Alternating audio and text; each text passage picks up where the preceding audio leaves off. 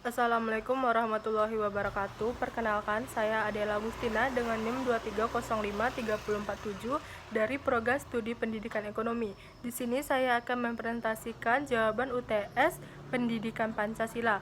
Untuk bab pertama, soal nomor 1 yaitu jelaskan urgensi pendidikan Pancasila bagi mahasiswa atau generasi muda. Jadi, urgensi pendidikan Pancasila bagi mahasiswa atau generasi muda yaitu dapat memperkokoh jiwa kebangsaan mahasiswa sehingga menjadi dorongan pokok dan bintang petunjuk jalan bagi calon pemegang tongkat estafet kepemimpinan bangsa di berbagai bidang dan tingkatan. Selain itu, agar calon pemegang tongkat estafet kepemimpinan bangsa tidak mudah terpengaruh oleh pemahaman asing yang dapat mendorong untuk tidak dijalankannya nilai-nilai Pancasila. Untuk soal kedua yaitu jelaskan pentingnya pendidikan Pancasila sesuai dengan jurusan atau program studi yang sedang ditempuh. Kebetulan pada saat ini saya sedang menjalankan program studi pendidikan ekonomi. Di jurusan ekonomi, relasi antara pendidikan Pancasila dan program studi erat karena Pancasila merupakan dasar etik, politik, dan ekonomi bagi negara yang tidak bertentangan dengan sistem ekonomi syariah dan undang-undang dasar negara. Lalu soal yang ketiga yaitu bagaimana relasi antara pendidikan Pancasila dan program studi Ananda atau program studi saya, yaitu relasi antara pendidikan Pancasila dengan program pendidikan ekonomi adalah erat karena Pancasila merupakan ideologi dan pandangan hidup bangsa. Dalam pendidikan ekonomi, pendidikan Pancasila dapat menjadi landasan etik, moral, dan politik, serta membantu mencapai tujuan pendidikan yang terkait dengan kesejahteraan bangsa. Program pendidikan ekonomi harus menjadi kerangka bagi pendidikan ekonomi yang ditempatkan dalam kerangka ekonomi Pancasila, yang menjadi cita-cita sekaligus anutan luhur bangsa Indonesia. Lalu soal yang keempat yaitu bagaimana relasi antara tujuan negara mencerdaskan kehidupan bangsa dan tujuan pendidikan Pancasila dan tujuan program studi saya. Tujuan program studi pendidikan ekonomi adalah untuk membangun pelajar yang mampu memahami teori dan praktik ekonomi, serta membangun kepribadian yang bertanggung jawab. Tujuan negara mencerdaskan kehidupan bangsa dan tujuan pendidikan Pancasila juga mencakup aspek ini, melalui pendidikan yang mendukung pengembangan karakter dan moral pelajar. Lalu untuk soal yang kelima bab 1 ini yaitu temukan sosok-sosok yang layak disebut sebagai tokoh pejabat atau penggiat anti korupsi, tokoh pencinta lingkungan, tokoh penjuang integrasi bangsa dalam era globalisasi, tokoh penggiat moral atau karakter bangsa, tokoh penggiat anti narkoba, tokoh penegak hukum yang adil, dan tokoh anti terorisme. Jadi untuk tokoh atau pejabat penggiat anti korupsi itu ada Abraham Samad, merupakan mantan ketua Komisi Pemberantasan Korupsi Indonesia yang dikenal karena dedikasinya dalam memerangi korupsi. Lalu ada Leode M. Syarif, yaitu Jaksa Agung Indonesia yang juga merupakan sosok penggiat anti korupsi yang aktif. Lalu untuk tokoh pencinta alam ada Emil Salim yang merupakan mantan Menteri Lingkungan Hidup Indonesia yang sangat berperan dalam pelestarian lingkungan dan pengembangan berkelanjutan. Ada juga Rudi Putra yang merupakan aktivis lingkungan asal Indonesia yang berjuang melawan deforestasi di wilayah Aceh. Untuk tokoh pejuang integrasi bangsa dalam era globalisasi yaitu Prof. Dr. Emil Salim yang merupakan tokoh lingkungan. Emil Salim juga dikenal sebagai tokoh yang memperjuangkan integrasi bangsa di era globalisasi. Lalu ada Dr. Juwono Sudarsono yang merupakan mantan Menteri Pertahanan Indonesia yang berperan dalam memperkuat integrasi bangsa dalam dinamika geopolitik global. Lalu untuk tokoh penggiat moral atau karakter bangsa yaitu ada Abdurrahman Wahid atau Gus Dur, mantan Presiden Indonesia yang dikenal karena pemikirannya yang kritis dan perjuangannya untuk menjaga moral dan karakter bangsa. Lalu ada Profesor Dr. K.H. Ma'ruf Amin, yaitu Wakil Presiden Indonesia yang juga merupakan tokoh agama yang aktif mengadvokasi moral dan karakter bangsa. Lalu untuk tokoh penggiat anti narkoba ada Brigjen Pol Arman Depari, yaitu penjabat kepolisian Indonesia yang aktif dalam penegakan hukum terkait narkotika. Ada juga Dirjen Pol Drs Gatot Edi Pramono, penjabat kepolisian Indonesia yang juga memiliki peran penting dalam upaya pemberantasan anti narkoba. Untuk tokoh penegakan hukum yang adil ada Yusril Ihza Mahendra, tokoh hukum Indonesia yang dikenal karena integrasinya dalam menegakkan hukum secara adil. Lalu ada Hesti Armi Wulan, Jaksa Agung Indonesia yang mendapat pengakuan karena perannya dalam mendorong penegakan hukum yang bersih dan adil. Untuk tokoh anti-terorisme yaitu ada Komjen Pol Drs Listio Sigit Prabowo, yaitu Kepala Kepolisian Republik Indonesia yang aktif dalam upaya pemberantasan terorisme. Selanjutnya ada Ansyid Mbai, yaitu mantan Kepala Badan Nasional Penanggulangan Terorisme yang juga berperan penting dalam menghadapi tantangan terorisme di Indonesia. Selanjutnya yaitu soal UTS Pendidikan Pancasila bab 2. Yang pertama yaitu mahasiswa diminta menelusuri isi pidato tokoh-tokoh seperti Muhammad Yamin, Ki Bagus Hadikusumo, Insinyur Soekarno, dan Suepomo dalam sidang BPUPKI pertama. Lalu jelaskan pokok-pokok materi yang disampaikan oleh keempat tokoh tersebut. Yang pertama yaitu ada Muhammad Yamin yang menyampaikan konsep dasar negara Indonesia yang meliputi ketuhanan, kemanusiaan, kebangsaan, kedaulatan rakyat, dan kesejahteraan sosial, yang menekankan pentingnya menjaga persatuan dan kesatuan bangsa Indonesia. Lalu ada Ki Bagus Hadikusumo yang menekankan pentingnya nilai-nilai keagamaan, khususnya Islam, dalam pembentukan negara Indonesia.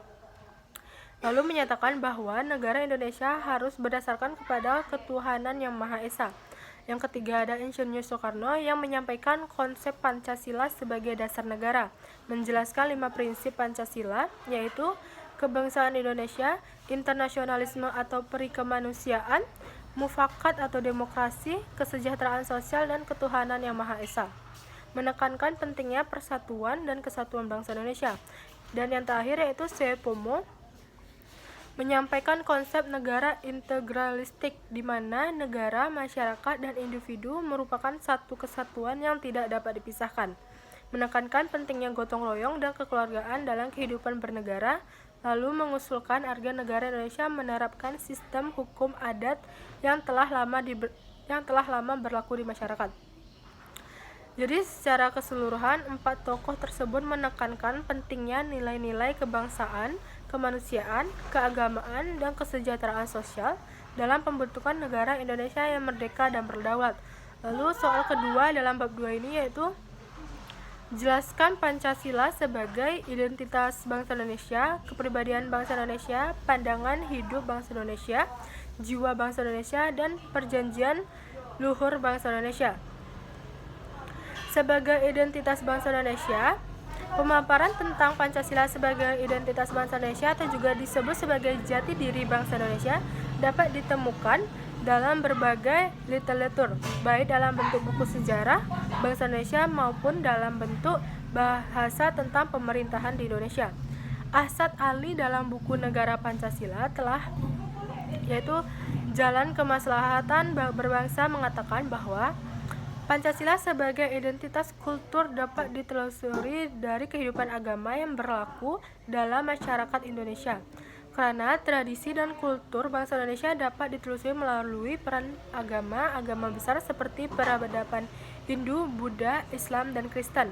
Agama-agama tersebut menyumbang dan menyempurnakan konstruksi nilai, norma, tradisi, dan kebiasaan-kebiasaan yang berkembang dalam masyarakat. Misalnya konstruksi, tradisi, dan kultur masyarakat Melayu, Minangkabau, dan Aceh tidak bisa dilepaskan dari peran peradaban Islam. Sementara konstruksi budaya Toraja dan Papua tidak terlepas dari peradaban Kristen. Demikian pula halnya dengan konstruksi 63 budaya masyarakat Bali yang sepenuhnya dibentuk oleh peradaban Hindu. Lalu Pancasila sebagai kepribadian bangsa Indonesia maksudnya adalah nilai-nilai ketuhanan, kemanusiaan, persatuan, kerakyatan, dan keadilan diwujudkan dalam sikap mental dan tingkah laku secara amal perbuatan. Sikap mental dan tingkah laku dan perbuatan bangsa Indonesia mempunyai ciri khas, artinya dapat dibedakan dengan bangsa lain. Kepribadian ini mengacu pada sesuatu yang unik dan khas karena tidak ada pribadi yang benar-benar sama. Setiap pribadi mencerminkan keadaan atau halnya sendiri. Demikian pula halnya dengan ideologi bangsa. Selanjutnya itu Pancasila sebagai pandangan hidup bangsa. Artinya yaitu nilai-nilai ketuhanan, kemanusiaan, persatuan, kerakyatan, dan keadilan diyakini kebenarannya, kebaikannya, keindahannya, dan kegunaannya oleh bangsa Indonesia yang dijadikan sebagai pedoman kehidupan bermasyarakat dan berbangsa dan menimbulkan tekad yang kuat untuk mengamalkan dalam kehidupan nyata. Selanjutnya itu Pancasila sebagai jiwa.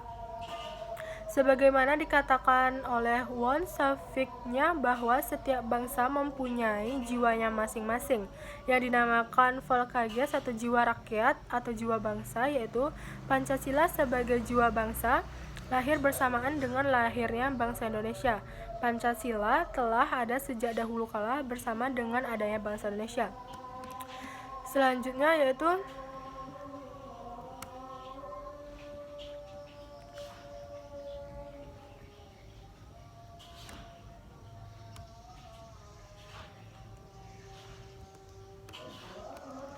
perjanjian leluhur. Selanjutnya yaitu perjanjian leluhur bangsa Indonesia. Artinya nilai-nilai Pancasila sebagai jiwa bangsa dan kepribadian bangsa disepakati oleh para pendiri negara sebagai dasar negara Indonesia. Kesepakatan para pendiri negara tentang Pancasila sebagai dasar negara merupakan bukti bahwa pilihan yang diambil pada waktu itu merupakan sesuatu yang tepat. Untuk soal 3 bab 2 ini yaitu menggali informasi dan mengkritis cara-cara pengambilan keputusan berdasarkan musyawarah untuk mufakat dalam kehidupan masyarakat di sekitar atau dalam organisasi yang ada di sekitar. Apa bentuk kearifan yang timbul ketika musyawarah itu berlangsung, atau apa kendala yang timbul ketika musyawarah itu berlangsung. Jadi untuk bentuk kearifan yang timbul ketika musyawarah berlangsung itu ada seperti saling menghargai pendapat, kompromi dan toleransi, mementingkan kepentingan bersama. Musyawarah sebagai proses pembelajaran, sedangkan bentuk kendala yang timbul ketika musyawarah yaitu perbedaan kepentingan, dominasi kelompok tertentu, kurangnya keterbukaan, dan kurangnya kemampuan berkomunikasi. Selanjutnya yaitu soal UTS Pendidikan Pancasila untuk bab 3. Yang pertama adalah mahasiswa diminta untuk mencari bukti-bukti sosiologis bahwa Pancasila sebagai dasar negara merupakan nilai-nilai yang hidup dan berkembang dalam masyarakat Indonesia. Jelaskan apakah nilai-nilai Pancasila dalam kehidupan masyarakat tersebut mengalami kemunduran atau tidak.